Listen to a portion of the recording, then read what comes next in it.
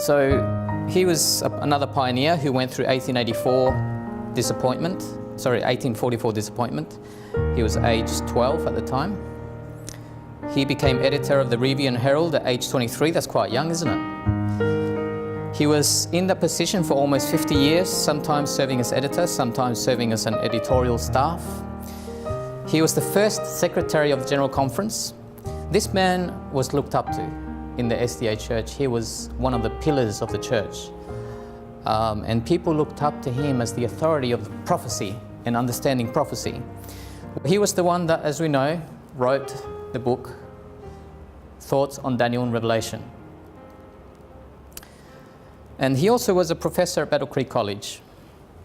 Now, unfortunately, Smith had a very legalistic approach to his faith, to his religion, I should say. He had a very legalistic, saved by works approach to his faith.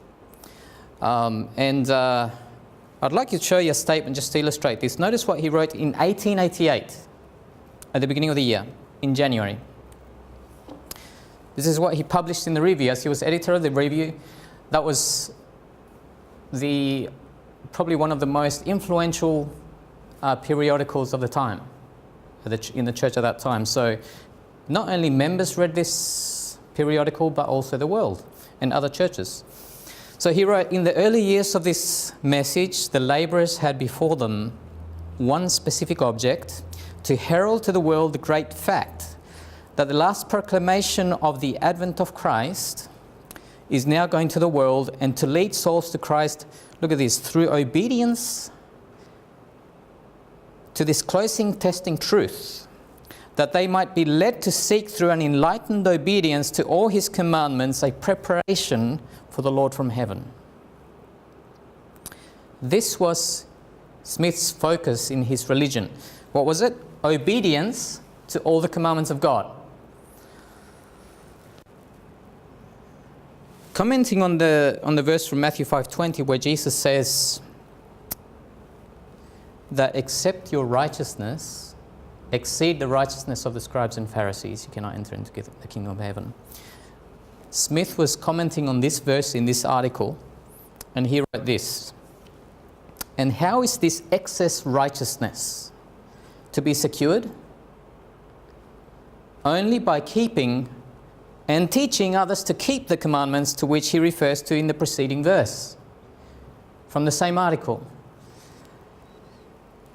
And he goes on, he says, this appeal to an acceptable degree of righteousness or attainments of moral character as the test which shall determine our fitness to enter heaven shows that it is the moral law and no other to which Christ has reference.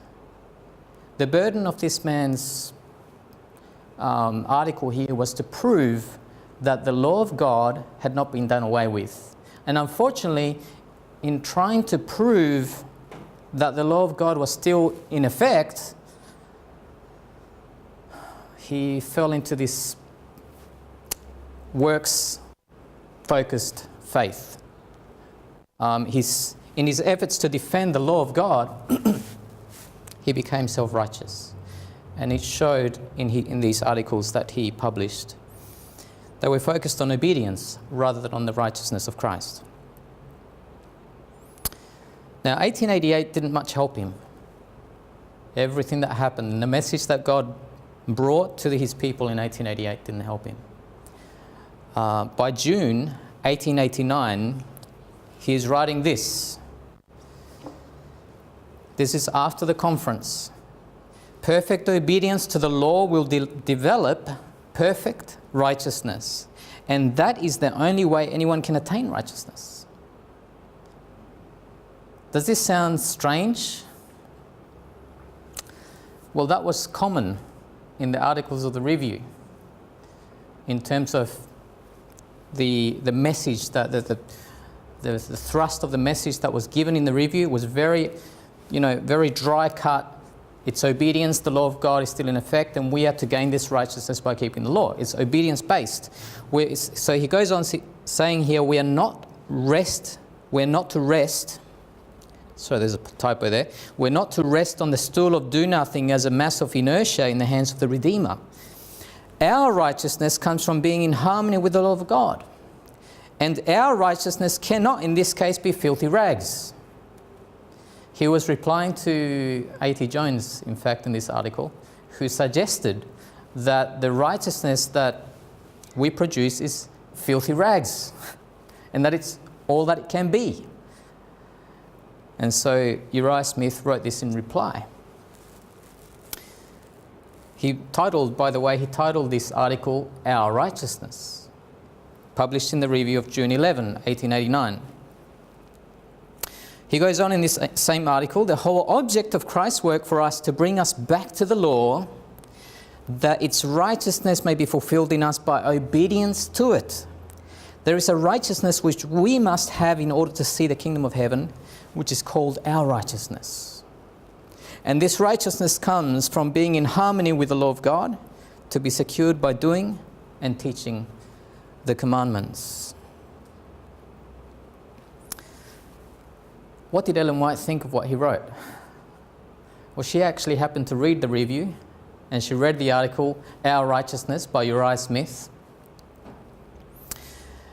And that same year, I think it was a few weeks later, in 1889, Ellen White was in this place and she was preaching, and her sermon was recorded, and this is what she said in that sermon. Brethren, do not let any of you be thrown off the track. Well, you say, what does Brother Smith's piece in the review mean? Somebody must have come up to her and commented. Well, she says, Brother Smith's piece in the review, she says he doesn't know what he is talking about. He sees trees as men walking. Everything depends upon our being obedient to God's commandments.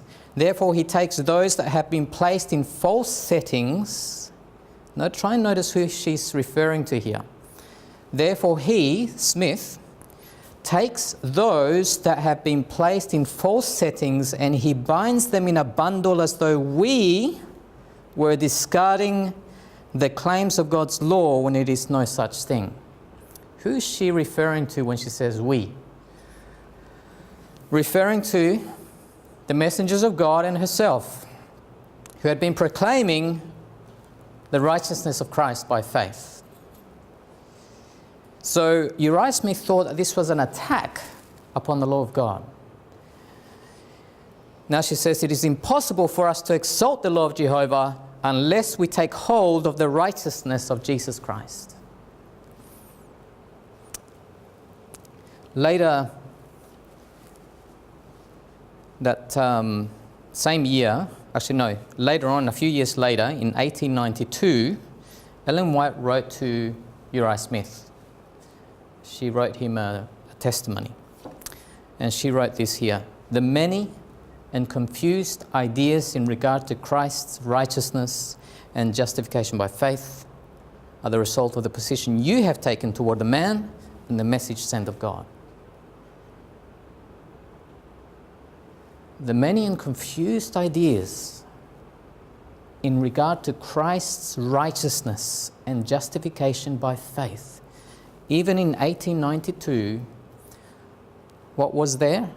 Many and confused ideas in regards to justification by faith.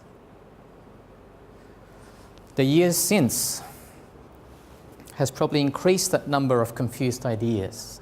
And it is so important for us to understand biblically, from a Bible point of view, what is justification by faith. Because when you read through the Spirit of Prophecy, she points back to the Bible. She points back to study the Bible. She points back to us to get the truth from the Scriptures. And that's what wasn't happening in Minneapolis. That's what wasn't happening in 1888 in the conference. The brethren who were the pillars of the church didn't want to study the Scriptures openly and freely with the brethren. And so this is why it resulted in confused ideas of justification by faith.